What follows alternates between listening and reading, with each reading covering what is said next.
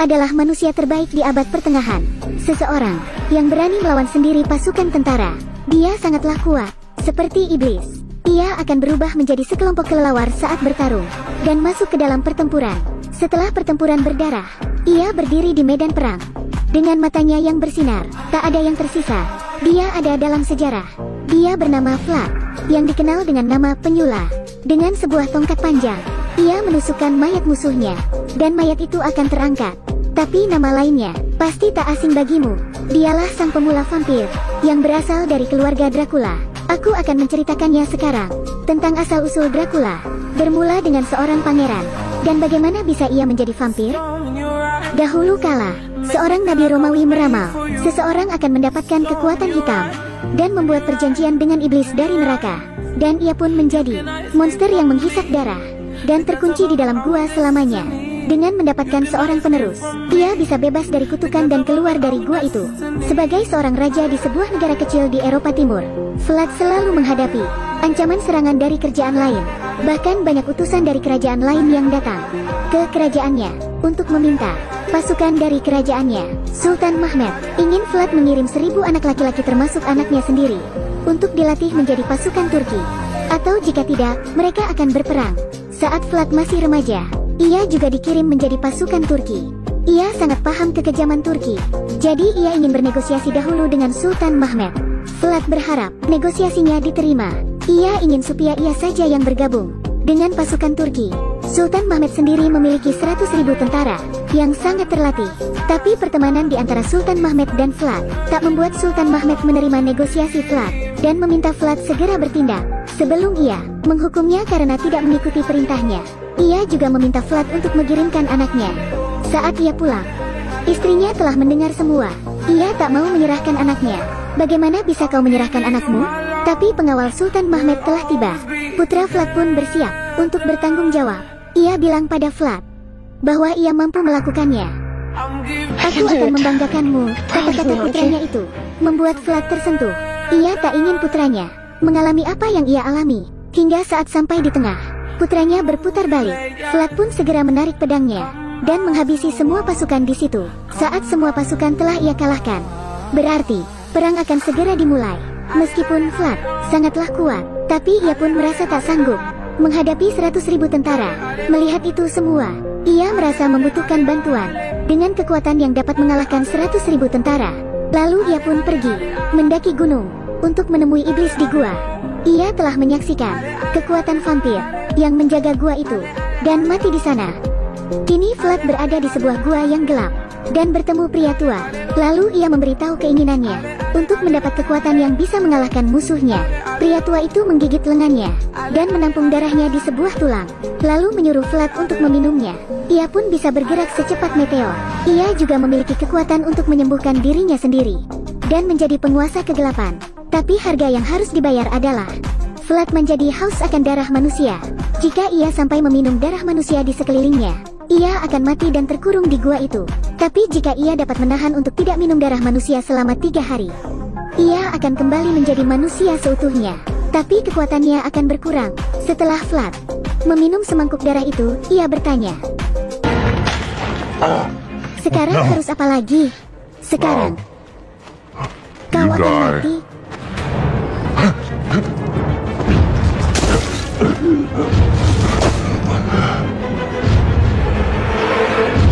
Lalu Vlad terbangun di sebuah sungai. Matanya bersinar. Sonar pendengarannya dapat mendengar hewan dari jarak jauh. Bahkan bintang di langit dapat ia lihat dengan jelas. Saat itu juga, Vlad telah terisi sepenuhnya dengan kekuatan vampir. Vlad berlari cepat seolah sedang terbang di hutan. Lalu tubuhnya berubah menjadi sekelompok kelelawar dan bisa berpindah tempat dengan sangat cepat. Vlad pun berjalan ke medan perang sendirian. Kekuatan yang ia miliki sekarang sudah cukup untuk mengalahkan 100.000 tentara itu. Ia seperti malaikat pencabut nyawa. Vlad pun berlari menghampiri musuhnya.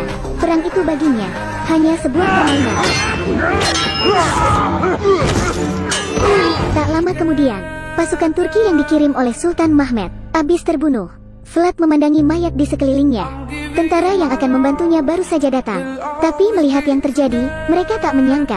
Meskipun Vlad orang yang hebat, nampaknya tak mungkin ia bisa mengalahkan 100.000 tentara sendirian. Lalu ia menyuruh rakyatnya untuk meninggalkan kastil Dracula. Saat rakyatnya berjalan meninggalkan kastil, tentara musuh memanfaatkan itu. Malam harinya, Vlad kembali ke kediamannya untuk beristirahat.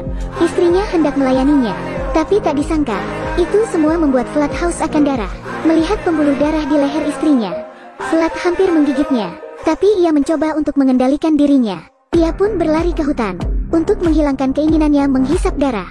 Tapi saat itu juga, seorang pengemis melihatnya dan memotong tangannya dengan belati, menampung darahnya, dan dengan hormat, memberikannya pada Vlad. Pengemis itu seorang penyembah vampir, dan ia ingin menjadi pelayan untuk Vlad. Tapi Vlad tidak menerima kebaikannya, dan langsung menghajarnya. Ia pun berhasil menahan keinginannya. Vlad tak ingin menjadi iblis yang haus darah. Esok harinya, istrinya menyadari sesuatu. Luka yang ada di punggung Vlad hilang begitu saja karena ketakutan istrinya.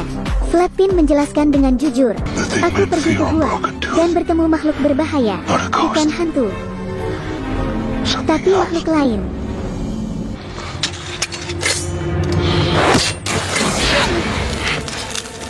Melihat suaminya, istrinya pun terkejut. Ia paham, Vlad melakukannya untuk melindungi keluarga dan rakyatnya. Vlad menjadi lega. Istrinya pun berterima kasih padanya. Saat siang hari Vlad tak nampak. Istrinya pun menjelaskan, Vlad sedang pergi untuk mengawasi. Malamnya, semua orang mulai berjalan meninggalkan kastil dan pergi ke biara untuk bersembunyi. Dalam perjalanan ke sana, mereka diserang oleh pasukan Turki. Para rakyat yang tak memiliki senjata tak bisa melawan. Keadaan pun semakin gawat. Untungnya Vlad tiba tepat waktu. Ia dengan mudah menghabisi semua pasukan itu dan mengatasi masalah. Ia pun berhasil menyelamatkan orang yang tersisa. Mereka mengungsi di sebuah biara untuk melawan musuh. Vlad mengawasi pembuatan senjata semalaman, tapi ketakutannya pada matahari diketahui oleh pastor di sana. Pastor itu pun mencurigainya. Akhirnya ia memegang pedang yang bersinar untuk mengungkap Vlad yang sebenarnya. Pastor itu membuka penutup ruangan. Sinar matahari itu melukai wajah Vlad. Pipinya mulai hancur dan kulitnya terkelupas. Sungguh, dia menggunakan kekuatan iblis. Semua orang pun ketakutan, dan seketika melupakan kebaikan Vlad. Mereka pun memutuskan untuk membakar Vlad, meskipun istrinya berusaha menghalangi. Tapi mereka tak mau mendengar apapun. Saat itu juga, asap tebal berubah menjadi awan yang gelap, mengalahkan cahaya matahari. Vlad berjalan keluar dari api, memandangi rakyat yang telah mengkhianatinya. Ia sangat marah, dan berteriak, "Kalian bisa hidup hingga sekarang. Itu semua karenaku."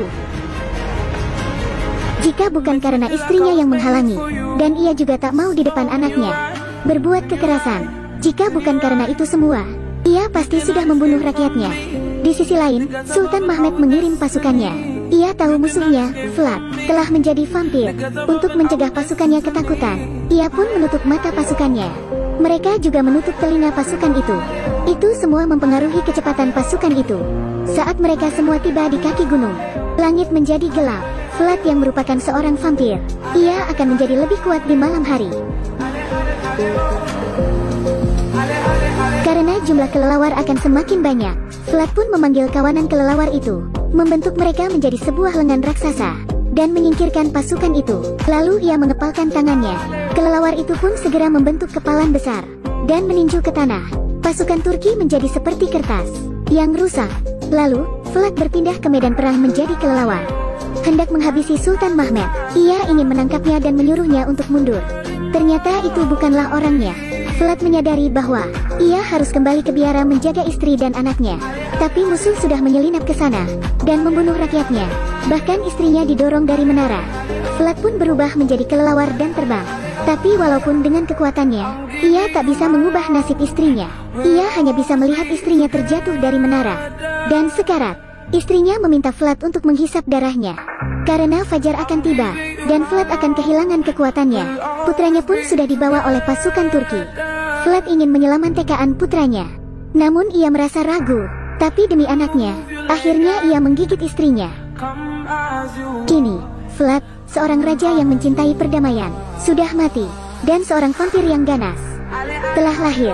Ia ingin bertarung dengan Sultan Mehmed. Saat itu, Sultan Mehmed menyadari Vlad bukanlah satu-satunya pembunuh pasukannya.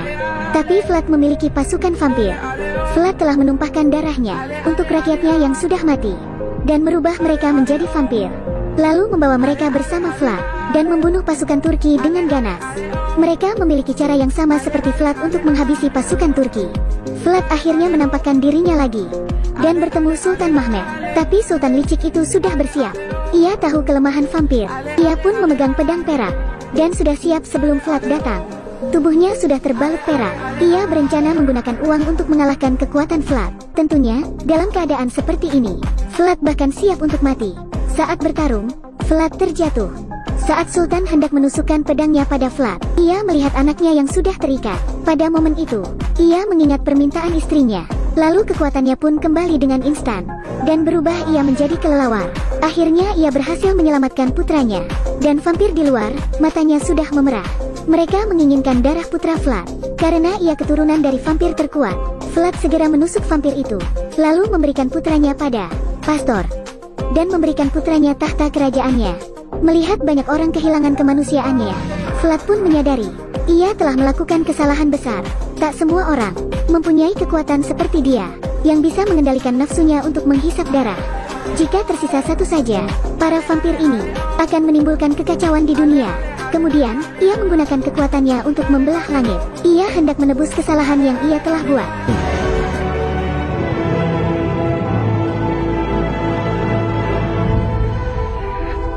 Film ini berjudul Dracula Untold.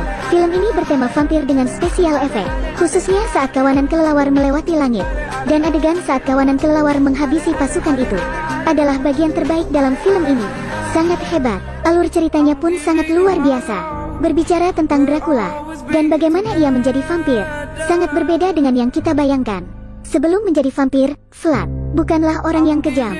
Sangat kontras bukan? Dia adalah raja yang baik, suami yang baik, dan ayah yang baik.